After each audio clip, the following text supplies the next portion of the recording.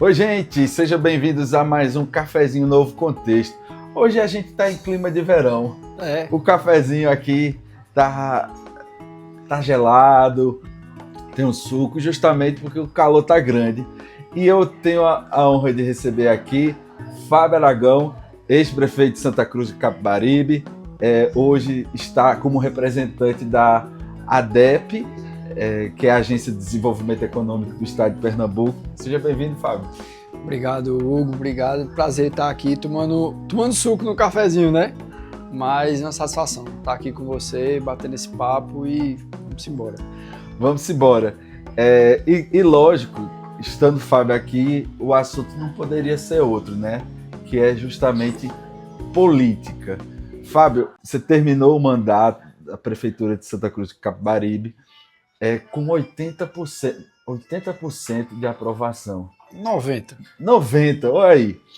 Foi mais um pouquinho. Foi mais. É porque eu fui pesquisar, estava dando 80. Então A última que nós fizemos no final ali deu 90. E é que para Santa Cruz é um percentual. Quase unanimidade. Cara, é muito alto. Assim, lá sempre teve uma política muito polarizada, né? E aí a gente atingiu esse percentual, vinha ali 80, aí no final deu 90% de aprovação. Ao que você atribui isso? Cara, trabalho, acho que trabalho, transparência, honestidade foram coisas que nós fizemos ao longo do mandato. A gente pregou isso durante a campanha, né? Falamos sobre isso e durante o mandato nós procuramos exercer tudo aquilo que nós nos comprometemos com a população. Eu acho que trabalhamos muito, eu me dediquei ao máximo para realizar tudo aquilo que a gente tinha se comprometido. E com muita transparência. Eu acho que a população clamava, não só em Santa Cruz, mas em todos os lugares, todo Pernambuco e todo o Brasil, clama por políticos que realmente sejam honestos, que façam um trabalho transparente e que trabalhem de fato, né? Façam aquilo que foram eleitos para fazer. E a gente cumpriu esses 3 pilares. Fizemos uma gestão limpa, sem nenhum escândalo de corrupção e trabalhamos muito. Fizemos o maior programa de pavimentação da história, foi a gestão que mais implantou vagas de creche na história, tinha 500, a gente terminou com 1.500 vagas de creche, nós triplicamos. Encontramos a gestão com 5 ônibus escolares, eu entreguei com 50 novos, todos com ar-condicionado, climatizamos todas as salas de aulas do município, foram mais de 26 escolas climatizadas. Colocamos a fada, fizemos o kit escolar, colocamos médicos, postos de saúde funcionando, fizemos novos postos de saúde, construímos escolas, creches, enfim, fizemos realmente uma gestão transparente e uma gestão de excelência. Fizemos a central de feiras e mercados, junto com a governadora Raquel Lira, Binário da Moda. Conseguimos, na nossa gestão, trazer a água do Alto Capibaribe, a água do Rio São Francisco.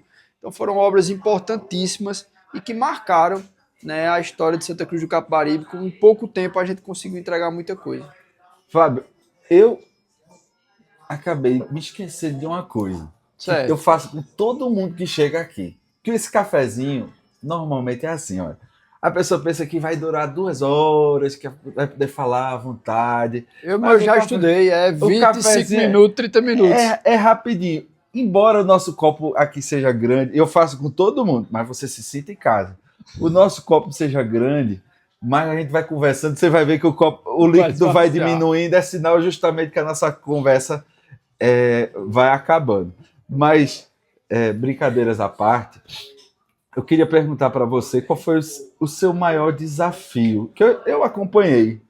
Eu acho que todo mundo no estado de Pernambuco acompanhou como é que pode o cara com 80%, 90% de aprovação dizer, ó, eu não quero mais ser prefeito, não vou me reeleger. E a pergunta que eu faço, digamos assim, qual foi o sentimento que você carregou naquele momento? Eu acompanhei, eu acho que foi a live mais assistida do seu perfil. Acho que foi. Cara, assim, eu realmente queria continuar, né? Eu não me planejei. Em 2020 eu não tinha planejado ser candidato. Então não era um plano meu ser candidato, era meu pai era o candidato, era o político da casa, ele faleceu. Foi o seu primeiro... Foi. Meu pai carro. Faleceu, faltando 15 dias para a convenção. E antes de morrer, ele pediu para eu ficar no lugar dele, né? Ele falou para minha mãe, disse, diga a Fábio que fique no meu lugar. Eu nem sabia dessa conversa e depois ela me falou. E aí, assim, eu sou um cara cristão, orei a Deus e realmente eu entendi que eu deveria participar, que havia um propósito naquele tudo.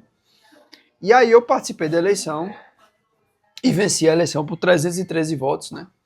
E aí fizemos uma gestão de excelência, graças a Deus, deu certo, uma aprovação muito boa. E estávamos com a eleição encaminhada. E eu tinha um desejo muito grande de algumas obras que nós não conseguimos fazer no primeiro mandato, fazer no segundo. Uma delas era o hospital com o nome do meu pai. O IF também que nós conquistamos, mas que está sendo executado agora. Então essas obras eram obras que eu tinha vontade de executar. Mas aí, mais uma vez, eu consultei a Deus. Diz, ó Deus, agora eu quero. Em 2020 eu não queria, mas agora eu quero. E eu quero continuar para terminar essas obras. E aí também de uma forma muito diferente, Deus me disse não, agora não é a hora, não é para ser. E assim, eu não vou dizer que eu fiquei feliz, eu ainda relutei com Deus, mas foi a palavra dele. É uma questão de fé muito pessoal minha, tem pessoas que não entendem e acham que foi outra coisa. Você sabe que tem gente que tem ouve a sua conversa e diz assim, poxa, esse cara tá misturando religião com política. Não. Mas não tem nada a ver, assim, eu tomo minhas decisões assim. Eu oro e peço discernimento de Deus. Então, assim, não tô misturando religião. Eu sou assim, Fábio é assim. Sim. E eu acho que todo mundo devia ser assim também. Eu acho que Deus existe e você devia perguntar a Deus o que é que você deve fazer, principalmente nas decisões mais importantes da sua vida. Então, assim, não tem história. Teve gente que encontrou comigo e disse, tu tá com depressão, tu tá não sei o quê, foi o cargo que era muito... foi um momento emotivo, né? Não, e foi muito atípico, né? Nunca vi, assim, uma decisão como essa. Mas, assim, eu sempre, desde o momento que eu entrei na política, eu sou político, né? Mas decidi não participar da eleição. E assim, para mim, o meu princípio maior é minha comunhão, minha obediência a Deus. Independente do que vai acontecer comigo. Então eu abri mão de ser prefeito. Eu acho que assim, as pesquisas mostravam que estava bem, tanto é que eu ganhei a eleição por 300 votos, Elinho, eu coloquei Elinho, né, indiquei o Elinho para ser vice, era o meu vice, foi o candidato. Elinho ganhou por quase 25 mil votos de frente. Eu tive 16 mil, Elinho teve 36 mil votos. Então assim, acho que mostra que a população aprovou a gestão. Mas assim, esse é o meu princípio e é assim que eu faço política, com esse princípio. E eu acho que é bacana isso, você ter alguém na política atual que tem princípio, que sabe que tem sua fé, que obedece a alguma coisa. Acho que isso é muito legal, né? Porque mostra que em outras áreas também você também vai ter princípio, você também vai ser uma pessoa que é obediente, que vive de acordo com algo maior do que seus próprios pensamentos. Como é que você enxerga hoje a política, digamos assim, nacionalmente e estadualmente?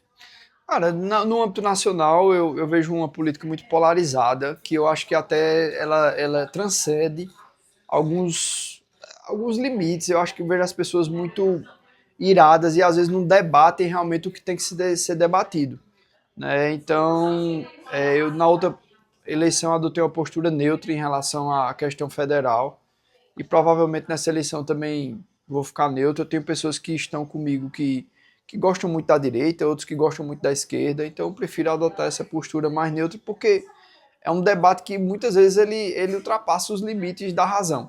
E eu não gosto muito disso, eu sou um cara moderado, um cara que analisa muito. Eu acho que tem políticas públicas que eu gosto da esquerda, tem políticas públicas que eu gosto da direita. Sim. Eu sou um cara que defende muito família, valores morais, mas também vejo que algumas políticas sociais são importantes. Eu vou te dar um exemplo. Eu implantei na minha gestão a cozinha comunitária. Mas o que eu não queria é que só fosse uma questão que desse o prato de alimento e deixasse para lá. Eu digo, olha, a gente vai dar um alimento, mas vamos fazer um cadastro com essas pessoas e eu quero reinserir essas pessoas no mercado de trabalho. Eu não quero que seja aqui uma coisa que seja pro resto da vida dando aquela... Não, vamos tentar trazer esse pessoal para trabalhar, para que eles possam estar no mercado de trabalho. Santa Cruz é um lugar que quase não tem desemprego. Então, assim, é dessa maneira que eu penso no âmbito federal. Eu acho que talvez hajam outros candidatos até de centro, talvez o PSD, que é o meu partido, lance candidato. Então a gente ainda não sabe. No âmbito estadual, eu vejo Raquel Lira como uma das maiores e melhores governadoras da história de Pernambuco. Em apenas 3 anos, Raquel fez obras muito importantes que eram muito aguardadas por todas as pessoas. Eu desconheço, eu tenho 46 anos e eu não lembro de ter um governo estadual tão atuante, principalmente na nossa região aqui de Caruaru e do Polo de Confecção, como a governadora Raquel Lira. Só para você ter noção, na nossa região chegou água do Alto Capibaribe, PS 145 que liga Jataúba a Brejo está sendo feita, PS 130 que liga Taquaritinga a Vertentes está sendo feita, já está mais da metade. Nós solicitamos e a governadora atendeu a PS 160 que liga Jataúba a Santa Cruz, que passa milhares de pessoas que vêm comprar mercadorias aqui no Polo de Confecção. A gente fez lá em Santa Cruz central de feiras, a cobertura, binário da moda, a água do Alto Capibaribe, que eram obras super importantes, que eram muito aguardadas. Aqui em Caruaru, o Hospital da Mulher, a reforma do Hospital Regional. Então, a gente tem a inserção de 2.400 homens na segurança e agora vai vir mais 2.400. Então, são obras importantes na infraestrutura, na saúde, na educação. Tudo que a gente aguardava como cidadão pernambucano, que há muitos anos era desejado e que a gente não via. Essa obra da BR-104, a gente faz 16 anos, eu namorava com a minha esposa, com Jéssica, que é aqui de Caruaru, e eu vinha dirigindo, eu dizia, mas não se preocupe não, que essa BR vai ser duplicada e vai ficar mais fácil da gente se ver. 16 anos se passaram, e agora com Raquel é que está sendo concluída. Então, como não dizer que essa mulher é extraordinária, né? Então, eu acho que a eleição do ano que vem é uma eleição que está decidida. Eu acho que a Raquel vai ser reeleita. A gente respeita a figura do adversário de João, né? Que ele tem um prefeito bem avaliado, carismático, filho de Eduardo. Mas eu acho que essa eleição é de Raquel e ela vai ser reeleita. Fábio, embora a gente more perto, que Santa Cruz é um pulo daqui, muito próximo, mas são ilhas também distantes, digamos assim. Sim, sim. O que acontece lá é muito pessoal do que acontece em Santa Cruz, e assim como o que acontece aqui em Caruaru é muito pessoal de Caruaru.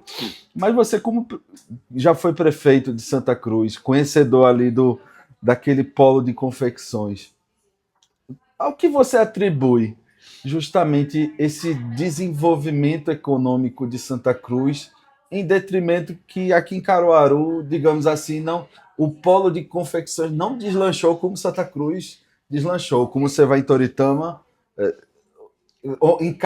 eu fui em Toritama, em cada porta tinha alguém costurando algum jeans.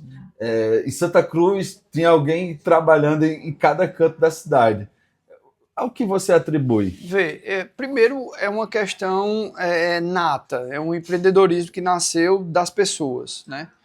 Mas muitos anos atrás, essa confecção ela nasceu ali em Santa Cruz, expandiu para Toritama e veio para Caruaru porque Caruaru ofereceu uma estrutura que essas cidades não tinham. Então, Santa Cruz produzia, Toritama produzia, Jataúba, Taquaritinga, Brejo, toda aquela região, hoje são mais de 33 cidades, Sim. Mas toda aquela região produzia e Caruaru oferecia uma coisa que ninguém tinha, que era estrutura. Então o Parque 18 de Maio, ele tinha uma estrutura que naquela época era a melhor da região. O que é que aconteceu? Com os passados anos, Toritama fez o seu parque e Santa Cruz fez o seu parque, que é o Moda Center. E aí mudou a rota. A estrutura de Toritama e Santa Cruz ficou melhor do que a estrutura que hoje se tem em Caruaru. Veja, eu não tô fazendo juízo de valor de Caruaru, Santa Cruz. Eu vim para Caruaru. Vai ser sempre uma discussão, né? Mas a gente está falando de fatos e de coisas que hoje a estrutura de lá... De números, né? De números, né? Hoje é uma realidade, né? Eu tenho amigos, família que faz feira aqui em Caruaru e eles atestam que hoje o movimento maior está lá por conta da estrutura que foi montada. Mas eu cansei, cara, de vir fazer feira aqui em Caruaru. Eu era um feirante de Caruaru. Eu me acordava de madrugada, amarrava a carga no carro, fazia o nó lá, o cearense e tal, e amarrava tudo e vinha pra cá de madrugada. Eu peguei feira em Caruaru, cara, que eu chegava aqui na segunda de manhã e nós saíamos na terça à tarde. Eram 24 horas de feira. Ali meu pai tinha 4, 5 bancas ali no 18 de maio. Então, assim, mas eu vejo que ao passar dos anos, né, Caruaru a estrutura continuou a mesma, e aí Santa Cruz e Toritama fizeram outras estruturas que melhoraram mais o acesso do cliente e a estadia do cliente. E essas cidades investiram mais. Caruaru é uma cidade hoje que ela tem a confecção, mas Caruaru tem um artesanato, tem o turismo, tem um comércio local muito forte. Santa Cruz Caruaru é uma potência, né? Então, é uma cidade que já tem a sua economia diversificada. Santa Cruz e Toritama, elas dependem muito, elas têm a sua economia, ela é totalmente focada na confecção, que também foi uma coisa que nós tentamos diversificar no nosso mandato, trazer empresas, fizemos projetos para que outras empresas viessem se instalar em Santa Cruz, visando essa diversificação também. Agora falando da política local lá de Santa Cruz, você tinha decidido não estar na política. E vou corrigir, porque eu estou falando assim, só para você entender porque eu estou falando isso, não estar. Porque muita gente entende isso, que você quis não estar na política. Mas é bom que eu aproveite a sua audiência e explico isso também. Explique. Na live... Sim, aí para complementar, você vai agora estar como pré-candidato a deputado estadual. Aí as pessoas a primeira pessoa que eu disse, eu vou entrevistar a Fábio Aragão. Oxi, e ele vai estar na política de novo, Pergunta isso a ele, se ele vai estar na política de novo. Que história é essa? É bom para você esclarecer. Não, veja, é o que nós falamos um pouquinho no começo. Eu na live, inclusive, que eu falei que não era candidato, eu expliquei um pouquinho isso. Eu disse, eu não vou me candidatar nessa eleição, mas eu sou uma figura pública. Pouco tempo depois eu estive lá numa rádio, Apolo FM, que é a rádio mais ouvida da região, e me entrevistaram. Disseram, Fábio, você decidiu não ser candidato, então o Fábio está saindo na vida pública. Eu disse, não, eu decidi que não serei candidato, mas eu sou uma figura pública, e eu disse, até na entrevista eu falei, quem decide minha vida é Deus, e o futuro pertence a ele. Eu posso ser candidato a vereador, a deputado, a senador, a conselheiro tutelar, alguma coisa, não sei, no futuro. Mas naquela época eu não tinha decidido nada, eu vim decidir esse ano, né? Recebi um convite da governadora e decidi ser pré-candidato a governador, a deputado estadual. Mas assim, nunca saí da política, tanto é que eu participei ativamente da campanha de Elinho e Flávio, né? Eu estava no palanque, eu estava presente, então eu não saí em nenhum momento da política. Eu decidi não ser candidato por uma orientação que eu tive, e aí é uma questão pessoal, mas agora eu entendo, e sei lá, de repente talvez seja essa o propósito de estar em outra esfera, de estar em outro ambiente e tentar ajudar o polo de confecção de outra maneira, com a experiência que eu adquiri, mas estar em outro cargo, né? Eu vou ter a oportunidade, se Deus permitir, de ser deputado estadual com Raquel, sendo governadora. E isso para mim é uma oportunidade única, porque eu me dou muito bem com Raquel, eu sou uma pessoa que admira muito o jeito dela trabalhar, o jeito dela fazer política, e eu acho que é uma oportunidade única para o polo de confecção ter um representante e ter uma governadora que está investindo na região, que entenda a necessidade da região, que entenda a importância do polo de confecção para a nossa economia pernambucana. Você saiu justamente do PP e foi para o PSD. Você tinha um relacionamento, digamos, ainda deve ter, lógico, mas era aliado político de Diogo Moraes. Sim. E hoje decide sair a deputado estadual. Como é que fica esse relacionamento, Fábio? Veja, eu sou primo de segundo grau ainda de Diogo, né? Eu não tenho...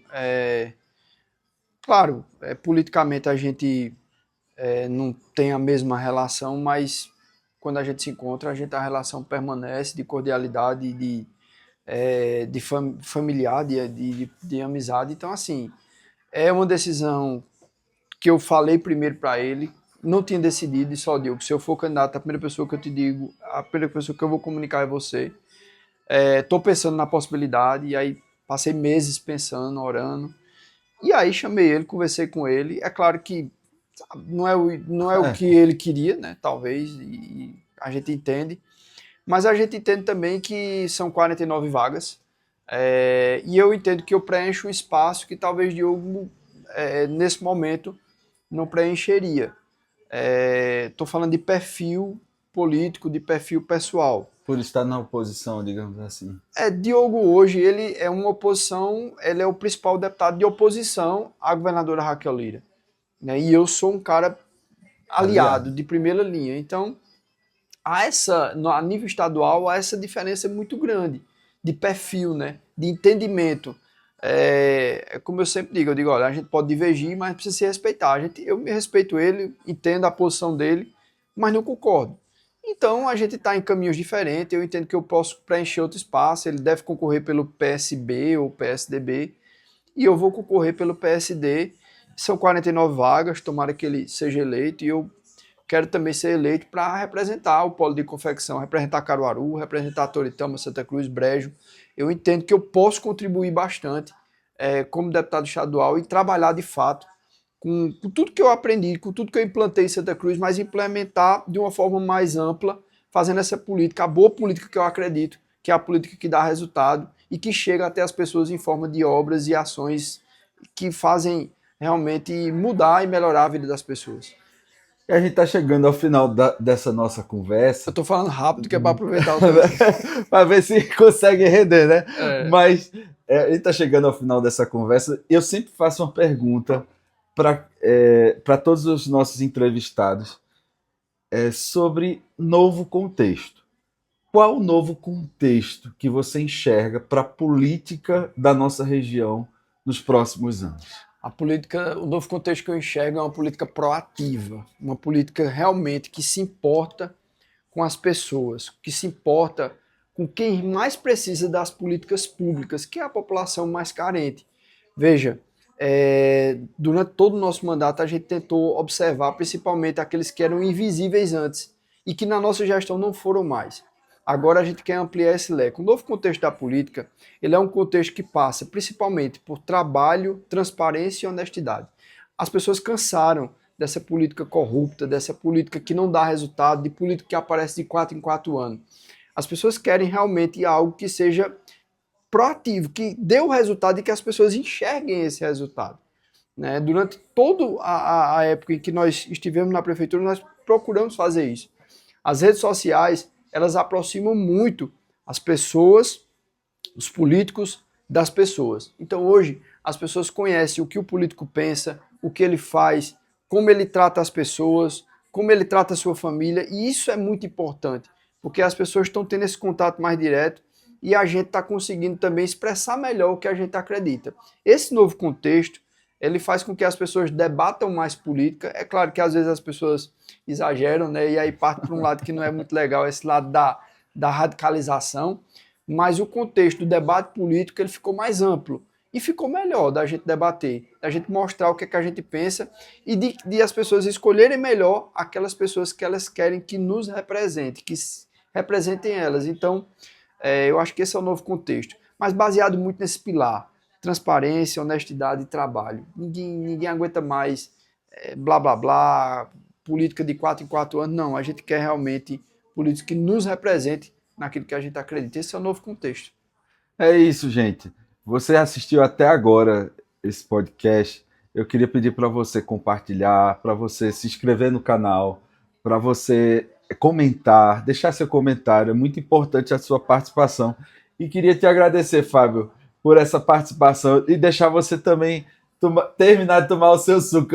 Foi uma pergunta atrás da outra, mas obrigado pela tua participação, meu irmão. Hugo, eu que agradeço aqui o convite e foi muito bom estar com vocês.